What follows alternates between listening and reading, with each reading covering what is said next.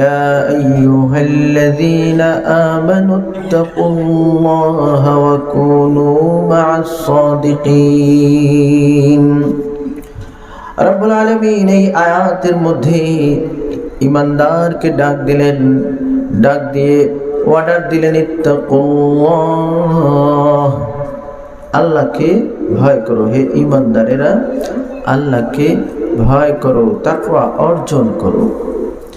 এই যে একটা হুকুম, নির্দেশ, এই নির্দেশটা যে আল্লাহ আমাদেরকে দান করলেন, এই ব্যাপারে তিনটা কথা আমি আপনাদের সামনে আরজের ইচ্ছে করেছি। ওমা তৌফিক ইল্লা বিল্লাহ। এই তাকওয়া বা আল্লাহর ভয়, এর অর্থ এবং গুরুত্ব কি, এটা হবে প্রথম কথা। 2 নম্বর, এই জিনিসটা আল্লাহ যে জিনিসটা অর্জনের জন্য বললেন, এটা যদি আমরা হাসিল করি লাভ কি হবে, এটা হবে 2 নম্বর কথা। 3 নম্বর, এই জিনিসটা পাওয়ার, লাভ করার, অর্জনের, হাসিলের ব্যবস্থা কি, এটা হবে 3 নম্বর কথা। তো আল্লাহ বললেন একটা জিনিস তোমরা এটা করো, তো এটার ব্যাপারে আমরা এখন 3টা কথা বুঝবো। 1 নম্বর, এটা জিনিসটা কি এবং তার গুরুত্ব কতটুকু, এটা হলো প্রথম। 2 নম্বর, এটা করলে কি হবে, ফলাফল কি আসতে পারে, এটা হবে দ্বিতীয়। এবং এই জিনিসটা করার, অর্জনের পদ্ধতি কি, ব্যবস্থা কি, এটা হবে তৃতীয় কথা। কথা মোট হবে 3টা। কয়টা? 3টা। ভাইরা আমার, রব্বুল আলামিন তাকওয়া অর্জনের জন্য, আল্লাহর ভয় অর্জনের জন্য যে অর্ডারটা দিলেন, শুধু কোরআন শরীফের এই আয়াতের মধ্যেই না, কোরআনে কারীমে বারবার রব্বুল আলামিন এই কথাগুলো আলোচনা করেছেন। এই জিনিসটার অর্থ এবং গুরুত্ব আমরা বুঝে নেই। এর অর্থ হলো, আমার ভাই, আল্লাহর ভয়ে নাফরমানি ত্যাগ করা। গুনাহ করার চান্স আছে, সুযোগ আছে, ব্যবস্থা আছে, চাইলে করতে পারেন, কিন্তু মওলার ভয়ে নাফরমানি ছেড়ে দেওয়া, এই জিনিসটার নামই হলো তাকওয়া। বলেন সুবহানাল্লাহ। আল্লাহর ভয়ে নাফরমানি ছাড়া, এই ভয়টার 2টা সিস্টেম থেকে যে কোনো সিস্টেম এই ভয়টা অন্তরে জাগ্রত হতে পারে। একটা হচ্ছে যে আল্লাহ আমাকে এত নিয়ামত দিছেন, কিভাবে ওই আল্লাহর নাফরমানি করি, এর মাধ্যমে এই ভয়টা ভিতরে কাজ করে। আরেকটা হচ্ছে আল্লাহ আমার সব কিছু জানেন, কিছু উল্টাপাল্টা করলেই ধরা পড়ব, এই চিন্তায় এই ভয়টা অন্তরের মধ্যে ঢুকানোর ব্যবস্থা আছে।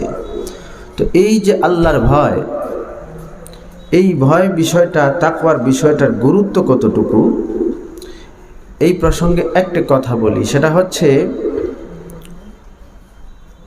শরীয়তের যত বিধিবিধান আছে, বন্দেগী, ইবাদত বন্দেগী যে আমরা করি, বন্দেগীর সার কথা কি, এই প্রশ্নের জবাব যদি এক কথায় দিতে হয়, তাহলে জবাব হবে তাকওয়া হাসিল করা। বন্দেগীর সারাংশ তাকওয়া অর্জন করা। যেমন আল্লাহ কোরআনে বলেন, يا أيها الناس اعبدوا ربكم الذي خلقكم والذين من قبلكم لعلكم تتقون।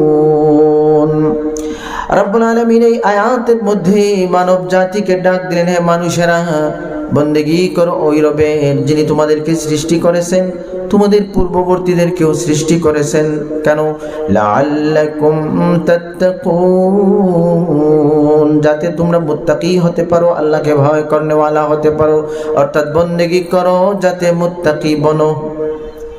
সামনে রমজান শরীফ আসতেছে, রব্বুল আলামিন রমজান শরীফের হুকুম দিলেন, বলেন, ইয়া আইয়ুহাল্লাযীনা আমানু কুতিবা আলাইকুমুস সিয়ামু কামা কুতিবা আলাল্লাযীনা মিন ক্বাবলিকুম লাআল্লাকুম তাত্তাকুন। হে ঈমানদারেরা, তোমাদের উপর রোজা ফরজ করা হলো যেভাবে তোমাদের পূর্ববর্তীদের উপর ফরজ করা হয়েছিল। কেন রোজা রাখবা? লাআল্লাকুম তাত্তাকুন, যাতে তোমরা মুত্তাকি হতে পারো, আল্লাহকে ভয় করনেওয়ালা হতে পারো। মানুষ কোরবানি করে, রব্বুল আলামিন কোরবানির প্রসঙ্গে ফরমান, লা ইয়ানালাল্লাহা লুহুমুহা ওয়ালা দিমাউহা ওয়ালাকিন ইয়ানালুহুত তাকওয়া মিনকুম। এই যে কোরবানির পশু, এর গোশত মাংস এগুলো আল্লাহর কাছে পৌঁছে না, মানুষের মনের তাকওয়াটাই আল্লাহ গ্রহণ করেন। বলেন সুবহানাল্লাহ। বন্দেগীর সারাংশই হলো তাকওয়া, আল্লাহর ভয়। আর এই ভয়ের স্বরূপটা কেমন হবে? হযরত ওমর রাদিয়াল্লাহু তাআলা আনহুর মজলিসে এই ব্যাপারে একবার আলোচনা চলতেছে। ওই সময় সাহাবায়ে কেরামের মধ্যে বিখ্যাত কারি যিনি ছিলেন হযরত উবাই ইবনে কাব রাদিয়াল্লাহু তাআলা আনহু, উনি বড় নামকরা কারি ছিলেন। উনি ব্যাখ্যা করলেন এই আল্লাহর ভয়ের স্বরূপটা, বাস্তবিক অবস্থাটা কী ধরনের হতে পারে।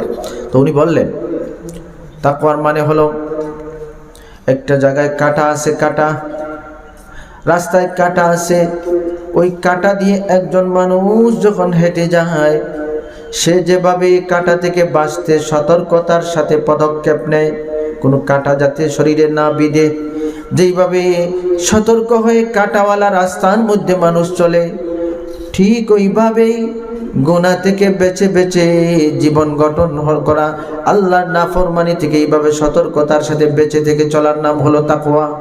বলেন সুবহানাল্লাহ।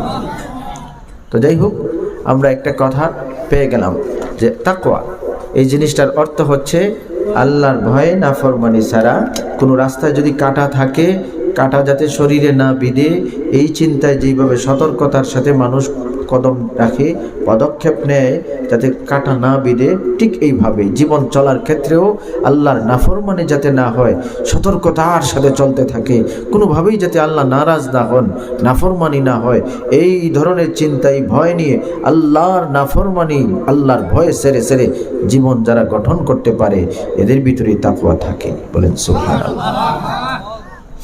ভাইরা আমার, আসেন এবার 2 নম্বর কথাটা শুনি। এই তাকওয়া যদি কেউ অর্জন করে, এইভাবে যদি কেউ জীবন গঠন করতে পারে, তাহলে তার লাভ কি হবে, ফল কি আসবে? এই কথার সংক্ষিপ্ত জবাব আমি শুরুতে দেই, তারপরে একটু ব্যাখ্যা করব। সংক্ষিপ্ত জবাব হলো, যেই মানুষের ভিতরে তাকওয়া চলে আসবে, দুনিয়া আখিরাতে সে শান্তির জীবন লাভ করবে। এই জিনিসটা লাভ হলে কি অর্জন হবে, ফল কি দাঁড়াবে? সংক্ষিপ্ত জবাব হলো, যদি এটা কেউ হাসিল করে নেয়, তাহলে এক জায়গায় না 2 জায়গায় শান্তির ফয়সালা হয়ে যাবে, দুনিয়াতেও শান্তি, আখিরাতেও শান্তি। বলেন ভাইরা আমার, কিভাবে দুনিয়া আখিরাতে শান্তি হবে? এই কথার ব্যাখ্যা যদি আমরা বুঝতে চাই, তাহলে আমরা আল্লাহর কালামের দিকে গেলেই তার ব্যাখ্যা পেয়ে যাব। কোরআনে কারীমের মধ্যে আল্লাহ রাব্বুল আলামিন এই ব্যাপারে বিস্তারিত আলোচনা করেছেন। কি কি ধরনের সুবিধা রব্বুল আলামিন দান করবেন, এই কথাগুলো আল্লাহ ভেঙ্গে ভেঙ্গে আলোচনা করেছেন, ওয়াদা করেছেন। যেমন আমরা যদি কোনো বিপদে পড়ে যাই, রাস্তা পাই না কিভাবে উদ্ধার হবে, এবং কঠিন বিপদ, আল্লাহ বলেন, ومن يتق الله يجعل له مخرجا। যাদের অন্তরে আল্লাহর ভয় থাকবে, তাদেরকে আল্লাহ বিপদ মুক্তির পথ করে দিবেন। বলেন সুবহানাল্লাহ। এটা আল্লাহর ঘোষণা।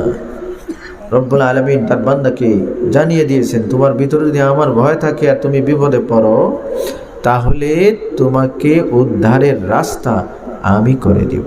বলেন সুবহানাল্লাহ। ও আমার ভাই, দুনিয়ার মধ্যে আমাদের সবচেয়ে বড় পেরেশানি হলো কি খাবো, ফ্যামিলি কিভাবে মেনটেন করবো, এই সমস্ত চিন্তা মানুষকে একদম কাহেল করে দেয়। রব্বুল আলামিন কোরআনে কারীমের মধ্যে ফরমান, ومن يتق الله يجعل له مخرجا ويرزقه من حيث لا يحتسب। যাদের অন্তরে আল্লাহর ভয় থাকবে, এদের রিজিকের ব্যবস্থা আল্লাহ অকল্পনীয় জায়গা থেকে করে দিবে। সে চিন্তাও করতে পারবে না কোন জায়গা থেকে তার খানির ব্যবস্থা হচ্ছে। আল্লাহ তামাম দুনিয়ার সমস্ত মখলুকাতের রিজিকের ব্যবস্থা করেছেন। কোনো পশু পাখির কোনো বিজনেস নাই, দোকান নাই, ক্ষেত নাই, কোনো ধরনের ফিউচার প্ল্যান নেই, কিন্তু তারা বের হয়, পেট ভরে বাসায় যায়। এই সব কিছু রিজিক দেওয়ার দায়িত্ব আল্লাহ নিয়েছেন। তারাও জানে না কোন জায়গা থেকে খাবার পাবে। যে আল্লাহ এইভাবে তামাম মখলুকাতকে খাবারের ব্যবস্থা করেছেন, ওই আল্লাহ মানুষকে নিশ্চিন্ত করে দিয়েছেন। আমার ভয় তোমার অন্তরে রাখো, কোন জায়গা থেকে তোমার রিজিকের ব্যবস্থা হবে তুমি কল্পনাও করতে পারবে না।